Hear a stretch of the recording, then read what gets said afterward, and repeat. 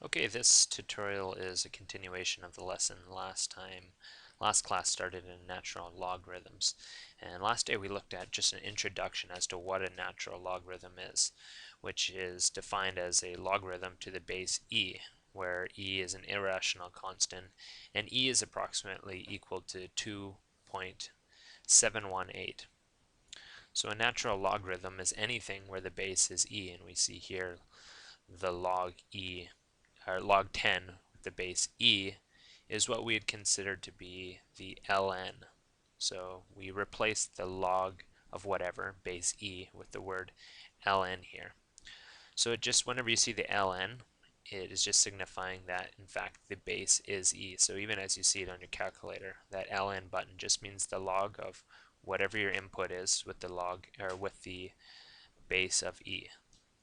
Of course, describing e as just a constant approximate to 2.718 is kind of like calling pi just an irrational number that's 3.14, which is in fact true, but it kind of misses the point. We know that pi is actually just a ratio, of the circumference to the diameter. That's how we actually get the number for pi.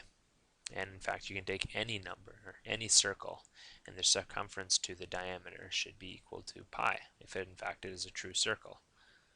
So the number 2.718 actually has more to do with a rate of growth that you would see in all things that are just continually growing. It lets you take a simple growth rate where something might happen at distinct steps, or maybe it just happens at the end of the year or the end of the month, and it allows you to find out the impact of a compound continuous growth. If something were to continuously grow every single nanosecond or even faster, so all along you're actually growing. And of course we looked at the example of bacteria, how it grows. From one bacteria you get the two, and from those two you'll get the green one will give two and the blue one will give two, and out of those two green ones, each of them will give two, and each of the blue ones will also give 2. And we're able to create a formula that says something along the lines of the growth is strictly equal to 1 plus whatever the rate is. In this case it's doubling, so it's 100% the interest. So it's 1 plus the 100% to the power of n actually gives us the growth.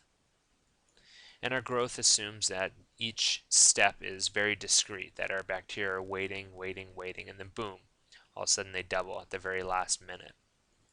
And although that doesn't really happen, we know that one bacteria is growing out of the other, but we do see the fact that that green individual bacteria is not able to actually do anything, as in produce another bacteria, until it has in fact separated from the first one.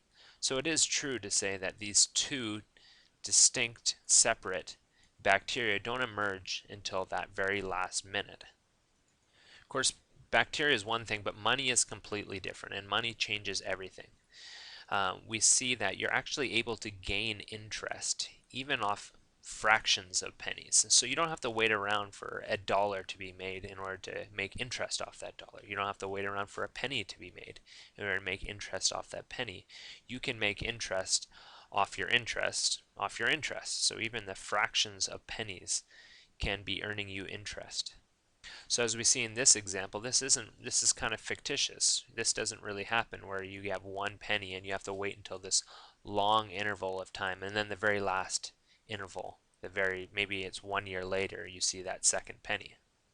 We could say that we earn 100% interest every year, but what we're really saying is that 100% interest doesn't show up until one period at the end of the year. So it's one compound of 100%. But what if we change the scenario a bit? Instead of doing 100% compounded once, what if we did 50% and it gets compounded twice that year? So in the first year we earn 50 cents in the first 6 months, and then another 50 cents after the half year. Is that true? Well, not quite. We actually see that that 50 cents was able to actually make us a little bit more. So down here in the graph, you're able to see that 25 cents was able to be made off of that 50 cents. So let's take a closer look at that scenario in the very next tutorial. So just click on the next part.